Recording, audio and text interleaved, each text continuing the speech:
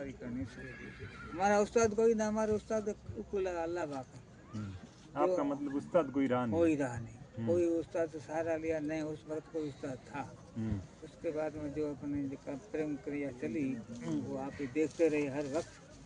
फिर 60 के अंदर निकले, उसके बाद में ये घोड़ों का सिलसिला चला। पाकिस्तान से भी घोड़े आए, उन पे भी सवार हुए।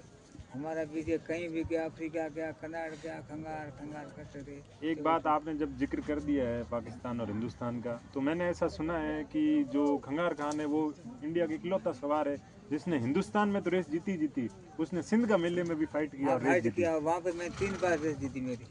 तो कौन सी जगह वो मेला लगता था? मेला लगा सांगड़ जिले के अंदर पेरूमल गांव का है। पेरूमल गांव में उसमें बाबलपुर से लगा करके कच्छ रण तक के जितने घोड़े वहाँ आते थे, उन घोड़े का 2-3 पर्सनल सवार थे, उन्होंने मेरी टक्कर भी हो गई थी।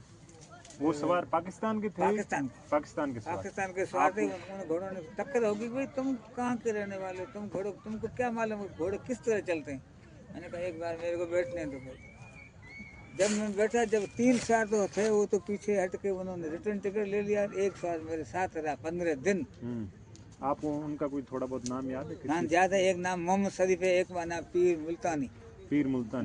मखदूम शाह, दोनों सिंध के रहने वाले बड़े घुड़सवार थे। तो वो आप थोड़ा रेस का जिक्र करेंगे, वो किस टाइप की रेस थी, कैसी रेस वो थी? सिंध नस्ल की, जो सिंधी नस्ल जो चाल के अंदर जो वारा चाल जिसको कहते हैं वो चाल थी। उस चाल में भी कई बार हमारा भी नंबर भी आया, नाम भी आया। रेस मतलब सीधी पट्टी की थी, गोल चक्कर की थी?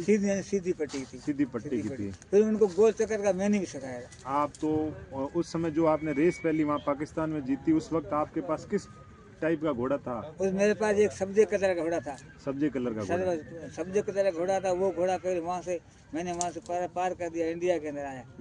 हमारा सलूक आता, आपस में हमारा मेल जोल अच्छा था। घोड़ों हमको सक्सेस कर दिया इंडिया के अंदर। वो 3 साल से मेरे पास घोड़ा था। फिर वो घोड़ा रात को सांप काटा मर गया। अच्छा। उसके बाद हमारे पास घोड़ियाँ भी अच्छी। फिर यार दोस्तों जितना संपर्क हुआ वो सबके पास अच्छे घोड़े थे, तो उन घोड़ों पे हमारा चांस बढ़ता गया। और फिर सवार तो अब तो हुए, जब जितने लड़के छोटे यंग मैन है ये सब मेरी सिखाई हुई है। तो मैं एक आपसे बात पूछना चाहूँगा, जैसे कि यहाँ मैं जैसे बड़े बुजुर्गों से मिलता हूँ तो वो एक ही बात बोलते हैं कि जब तक खंगार बा इस मेले में पाँव नहीं रखते थे तब तक मेले में रंगत नहीं आती थी। रंगत नहीं, ये रेस भी पहले मैंने लगा रखी भाई साहब। अच्छा। पहले रेस का सिलसिला भी मैंने जारी किया।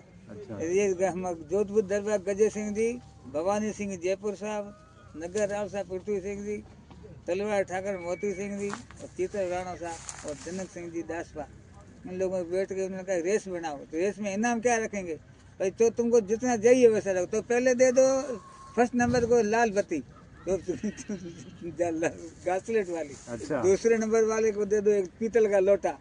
वो तीसरे नंबर वाले को लोखंड की बाल्टी दे दो। देख लीजिए दोस्तों, इस समय आज के टाइम में 1-1 लाख का रेस का इनाम होता है। कोई बुलेट मोटरसाइकिल रखते हैं।